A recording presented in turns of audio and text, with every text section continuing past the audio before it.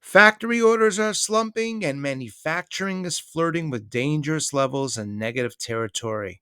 We're also going to show you how inflation may be masking the true weakness in the trend and where in the economic cycle we may actually be. Manufacturers' orders were released earlier today, year over year. We saw modest improvements, noticeable changes, for example, in the durable goods. This is the standard figure, up 1.2% on a year over year basis. Now, 1.2% on the surface may seem like a good figure. However, we're going to show you in a moment the trend is actually very troubling. We see durable goods on a year over year basis. This goes back a couple of years. And again, today's number, 1.2%. It's the second lowest low we've seen in the past several months, and one of the worst numbers we've seen in the past several years. Again, these are factory orders for durable goods, those items that are designed to last more than 3 years, like washing machines, automobiles, computers, appliances for the home as well. We also see within the manufacturer's orders on a year over year basis some optimistic news from the consumer. Consumer durable goods on a year over year basis up 2.9%. And we're going to see a difference in the trend over here.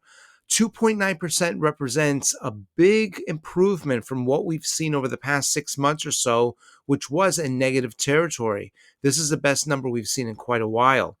We can also take a look at manufacturers' orders year over year for new orders for consumer goods, not durable goods, but again, linked to the consumer, up 3.1%. The difference is the consumer goods, in this case, up 3.1%, are for those goods that are meant to last a short period of time, as opposed to durable goods more than 3 years. In either case, we see a dramatic improvement in the consumer side of factory orders. We can see over here in green, durable goods on a year over year basis. In purple, new orders, consumer durable goods. So in both cases, these are durable goods. Those goods meant to last more than 3 years. But the purple line we can see is improving, and that's linked to the consumer. You may ask, well, what's not consumer durable goods? We think of machinery, factory equipment, not directly linked to the consumer. And that tells us something. That tells us there's weakness within the manufacturing sector. We can also consider durable goods in green versus the new orders for consumer goods, not necessarily durable goods, but linked to the consumer. And again, the same type of crossover. The strength in the factory orders is linked to the consumer. Unfortunately, from what we've seen, the manufacturing side is actually quite weak. Now, speaking of manufacturing, we have another number. Texas Manufacturing Outlook Survey. It's a lesser discussed number, but it certainly does give us a lot of insight. It reports the change in manufacturing in Texas, very large manufacturing sector. Figures above zero indicate conditions are improving, below zero, worsening. It's used as a barometer by the Federal Reserve to indicate the strength in the manufacturing industry within the U.S. Well, we can see here several sectors. A negative 15 on the general business activity. And this is a standard number. And 15 is actually quite troubling. We're going to show you in just a moment why this negative territory is so concerning. We see here general business activity, negative 15. Just a few months ago in January, we were at lows of negative 27. Why is that important?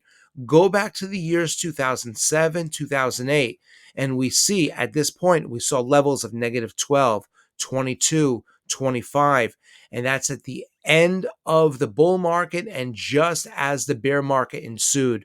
So we really don't want to see negative numbers on the Texas manufacturing sector. Unfortunately, at the moment we do. We also have a bright spot. That's wages and benefits plus 31.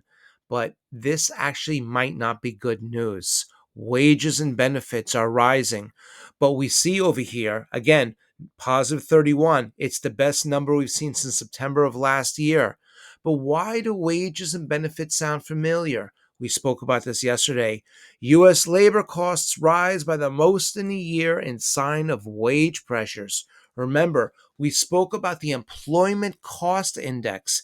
It provides labor cost changes. It tracks the cost of employees to employers. We spoke about this just the other day. It measures how much do employees cost the business. When wages go up, it's a sign of inflation. It's a sign of inflation on the wage side, but still equally read by the Federal Reserve. And it directly goes to the Federal Reserve's decisions on monetary policy.